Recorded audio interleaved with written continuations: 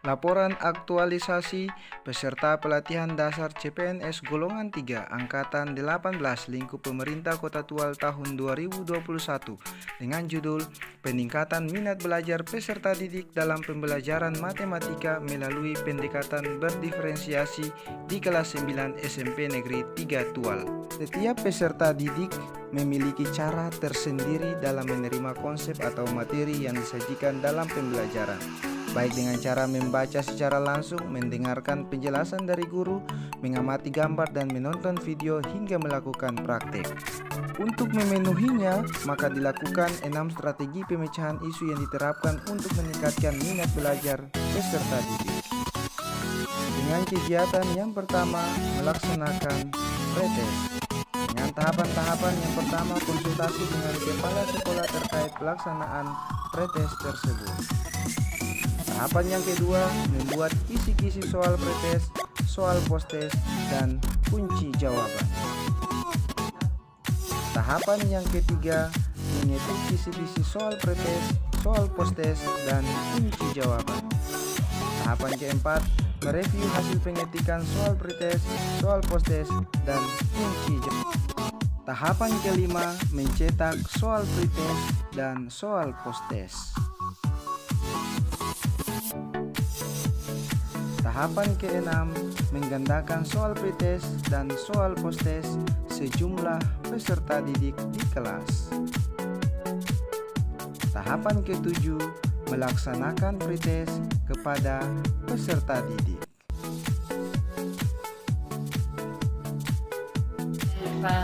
Tahapan ke-8, melaporkan hasil pelaksanaan pretest kepada kepala sekolah.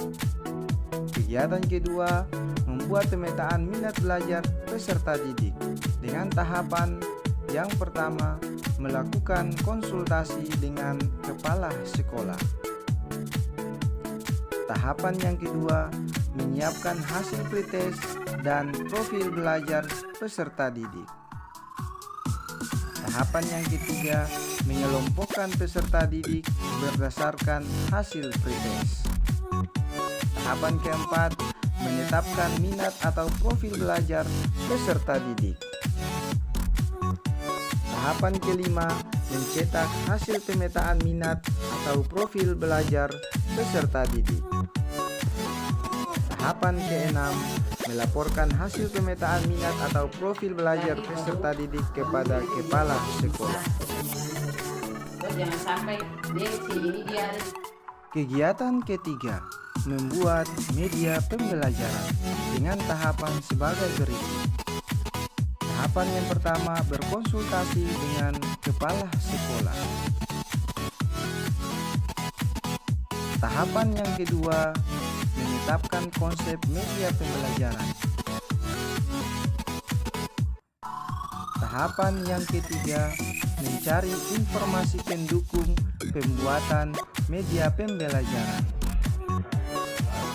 Tahapan keempat, mengumpulkan alat dan bahan dalam pembuatan media pembelajaran. Tahapan kelima, mendesain media pembelajaran.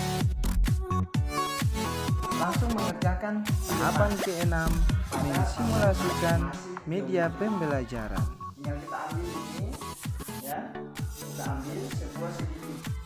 Tahapan ketujuh, melaporkan hasil pembuatan media pembelajaran kepada kepala sekolah. Kegiatan keempat, melaksanakan pembelajaran berdiferensiasi. Dengan tahapan pertama, berkonsultasi dengan kepala sekolah. Tahapan kedua, yaitu kegiatan pendahuluan yang terdiri dari berdoa, memeriksa kehadiran, dan mengisi jurnal pembelajaran. Tahapan yang ketiga, kegiatan inti. Dalam kegiatan ini dilakukan dengan berdiferensiasi konten, proses, dan produk.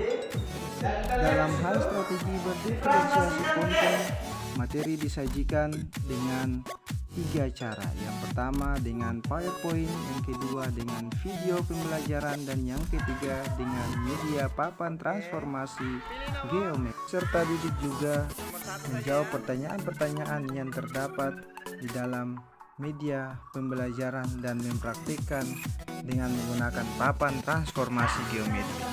Tahapan keempat, kegiatan penutup dengan melakukan refleksi dan umpan balik, kesimpulan, dan ditutup dengan pembacaan doa secara bersama. Tahapan kelima, melaporkan hasil pelaksanaan pembelajaran kepada kepala sekolah. Kegiatan kelima, melaksanakan post test.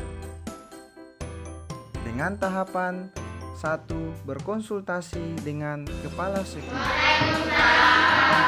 Menyiapkan peserta didik, absen, dan mengisi jurnal pembelajaran. Tahapan ketiga, melaksanakan post test.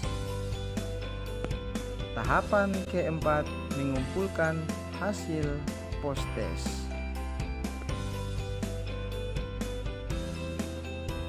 Tahapan kelima, membandingkan dan menganalisis hasil post test. Tahapan keenam, membuat laporan hasil post test. Tahapan ketujuh, melaporkan hasil post test kepada kepala sekolah. Kegiatan keenam, workshop penyusunan pembelajaran berdiferensiasi bagi guru. Dengan tahapan yang pertama, berkonsultasi dengan kepala sekolah sebelum melaksanakan kegiatan workshop. Tahapan kedua, membuat undangan dan membagikan undangan workshop.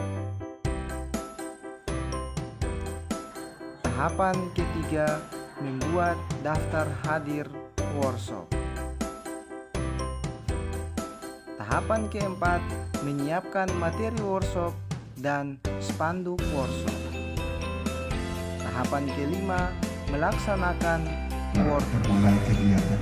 Assalamualaikum warahmatullahi wabarakatuh. Tujuan dari workshop pembelajaran berdiferensiasi ini yang pertama, serta juga dapat memetakan kebutuhan belajar peserta didik. Selanjutnya ini adalah agenda workshop yang Ingat Sesentolada, Imadia Mamukasa, dan Tuturi Handaya.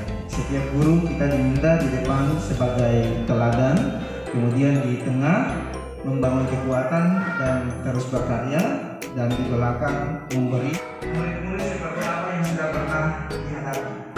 Tentu kita semua mengalami atau melihat dan merasakan langsung keunikan yang dimiliki oleh peserta didik itu sendiri. Kepada siswa tersebut agar mereka bisa mengungkapkan apa yang mereka rasakan.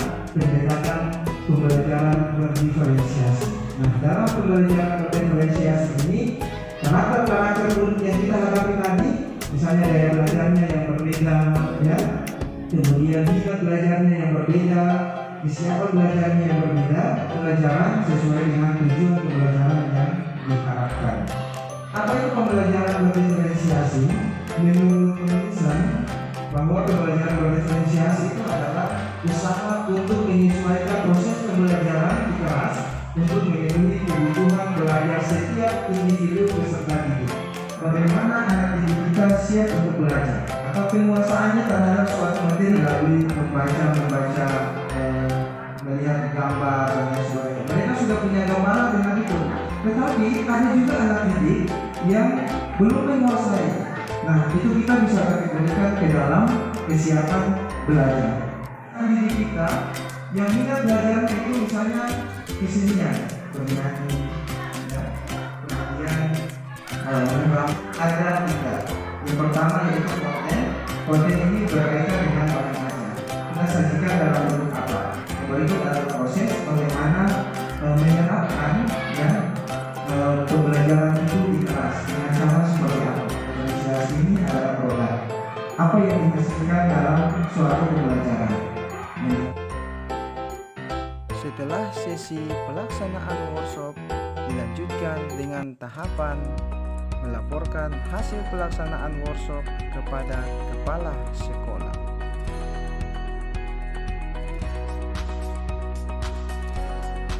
kontribusi kegiatan yang dilakukan terhadap visi dan misi organisasi, yaitu terwujudnya Kota Tual sebagai kota beradab, beriman, ekonomi kerakyatan, responsif, akuntabel, amanah dan transparan, dengan misi mewujudkan sumber daya manusia yang religius, cerdas, dan sehat. Jika kegiatan-kegiatan tersebut tidak dilaksanakan, maka akan berdampak pada aktivitas belajar peserta didik, yaitu menurunnya minat belajar peserta didik, berkurangnya pemahaman dan penguasaan terhadap materi pelajaran, serta aktivitas pembelajaran di kelas tidak berjalan dengan maksimal.